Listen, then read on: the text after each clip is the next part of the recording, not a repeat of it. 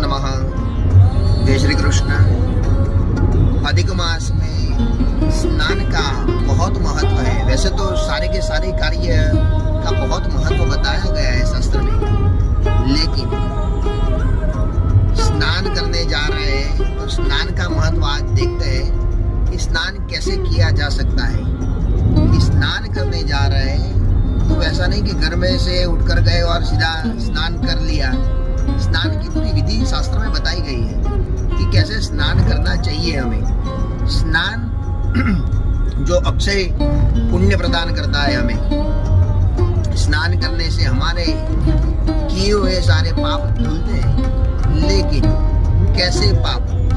जो पाप को हमने प्री प्लान नहीं किए हैं, वैसे पाप जो हमें पता नहीं है और वैसे पाप हो चुके हैं, तो वो पाप हमसे स्नान करने से धुल जाते हैं। लेकिन प्री प्लान किए हुए पाप कभी धुलते नहीं है। गंगा जी, यमुना जी, जो बड़ी बड़ी नदियां बताई हैं, वो नदियों के तट पर जाकर वहां पर बैठकर भगवती की आराधना करनी होती है। भगवती को नमस्कार करना होता है। सबसे पहले नियम ये है कि आप घर से जा रहे हैं तो घर से स्नान कर जाएं। दूसरी बात, आप घर से स्नान कर नहीं गए हैं तो पहले नदी में से बाल्टी भरकर जल से खुद बाहर नदी के बाहर स्नान कर सकते हैं। फिर उसके बाद में आप नदी में जा सकते हो। लेकिन उसके स्नान करने के बाद आपको आचमन करना है। आचमन हो जाए उसके बाद आपको प्राणायाम करना है। प्राणायाम हो जाए फिर उसके बाद में संकल्प करना है कि आप कहाँ पर हो, कौन सी नदी है आपके नजदीक में, और कौन सा मास चल रहा है और कौन सा अभी मुहूर्त चल रहा है। आप कहाँ पर स्नान करने जा रहे हो, ये आपको संकल्प छोड़ना है।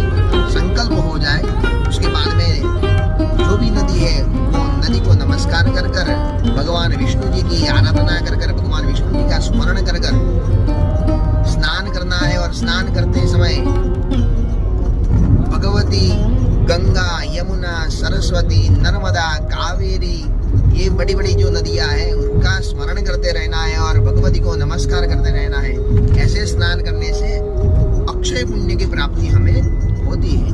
तो जब भी नदी में स्नान करने जाए, बड़े बड़े तीर्थों में स्नान करने जाए, तो ये अवश्य ध्यान रखना है कि हमें क्या करना चाहिए और बाकी कुछ नहीं करना है। हमारे शास्त्र में जो बताया, शास्त्र से विरुद्ध अगर हम चले तो हमें कुछ प्राप्त होता नहीं है। तो शास्त्र के सम्मत अगर जो भी कार्य किया गया हो वो अक्षय फल देने वाला होता है पुरुषोत्तम मास में। तो